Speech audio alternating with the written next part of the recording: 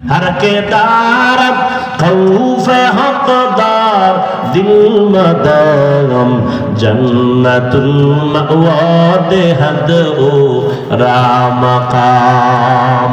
আল্লাহর ভয় সন্তানের মধ্যে যদি না আসে, সন্তান মা বাবার সাথে আদব রক্ষা করবে না। আল্লাহর ভয় যদি ছাত্রের মধ্যে না আসে, ওই ছাত্র শিক্ষকের সাথে আদব রক্ষা করবে না। আল্লাহর আদালতে দাঁড়াইয়া হিসাব দেওয়ার ভয় জনগণের মধ্যে যদি না আসে, জনগণ কোনদিন হারাম খাওয়ার থেকে বাঁচবে না। এই জন্য নবীও বলেন, ইত্তাকিল মাহারিম তাকুন আবাদান নাস। গুনাহ থেকে, হারাম থেকে নিজেকে বাঁচাও। হারাম থেকে নিজেকে বাঁচাবার জ্বলন্ত একটা দৃষ্টান্ত গেল রমজানের রোজা। পেটেও প্রচন্ড ক্ষুধা, সামনেও খানা, প্রচন্ড ক্ষুধা, খানা রেডি। একটা রোজাদার খানা খায় না কেন? বলে আল্লাহর ভয়। খানাটা যদিও হালাল, আল্লাহর আইনে এখন খাওয়াটা হারাম।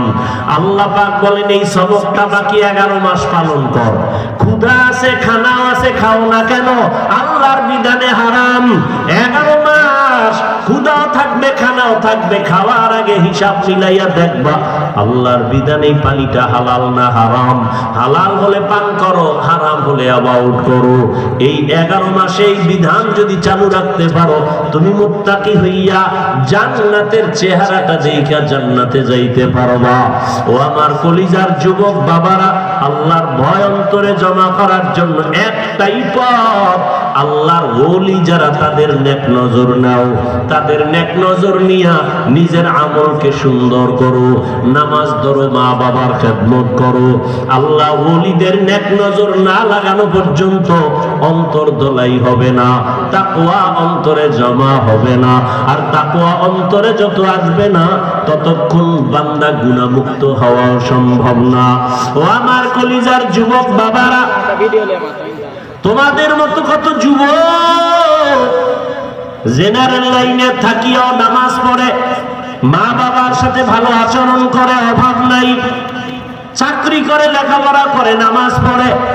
একমাত্র কারণ খুঁজে দেখবা, কোনো না কোনো হুজুরের সাথে ভালো সম্পর্ক, ইমামের সাথে ভালো সম্পর্ক।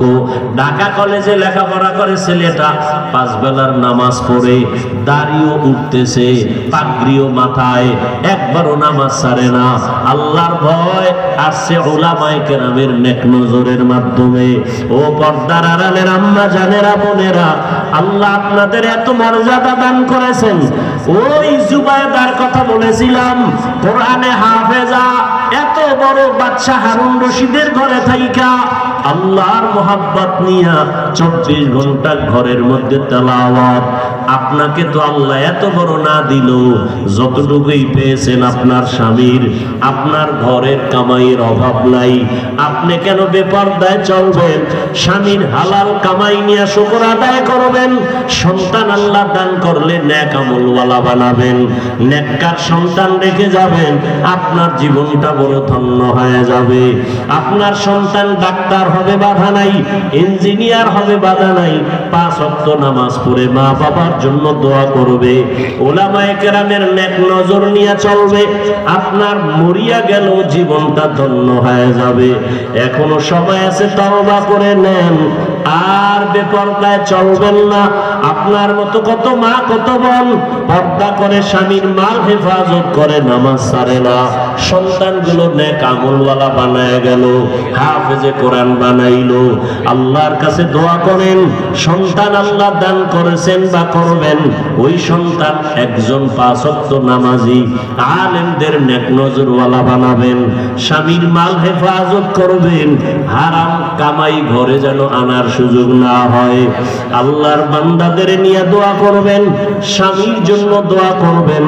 যুবক সন্তানদের বলবো, বাবা এখনো সময় আছে, তওবা করো, আল্লাহর কাছে মনে মনে নিয়ত করো, আর নামাজ ছাড়বা না, বেপরদায় চলবা না।